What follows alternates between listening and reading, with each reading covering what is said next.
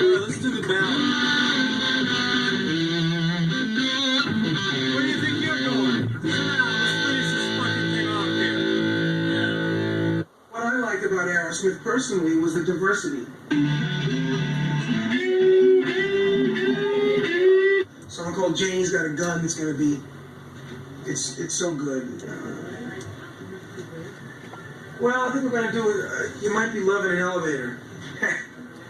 Yeah, that's the name of the song. No, I said it might be Loving an Elevator. Yeah. Loving an elevator. Yeah, it's a good thing. But that's what this is. It's a traditional funk. Yeah, sort of in a traditional way. Traditionally speaking. Look, in the 70s we would tour for like a year solid. We would do 2 or 3 shows, day off, 2 shows, day off, 3 shows, day off. We do that for a year and a half, and when you got cocaine to sniff and booze and pussy to fuck and all that shit, it's like it makes it real easy. It's that rhythmic quality of it,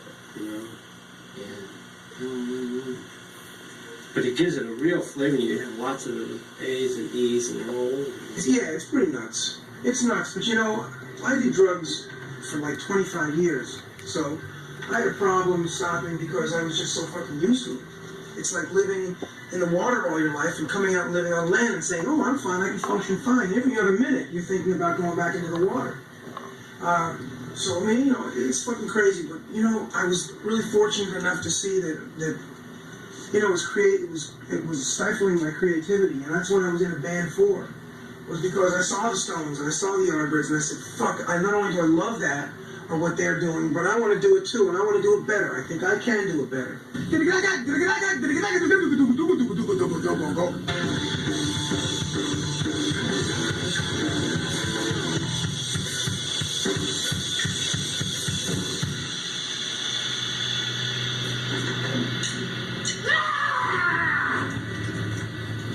Basically, we were all ensconced in this little studio, this tiny studio in Cohasset, Massachusetts, which is kind of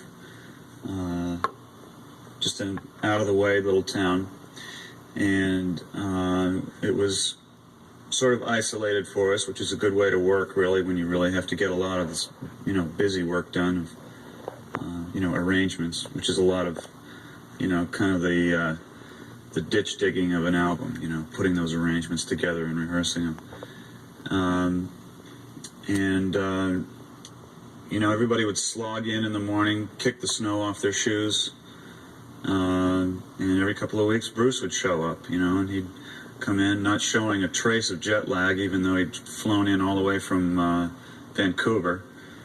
And we'd get right to work seeing where the band was at with the songs he had asked us to concentrate on.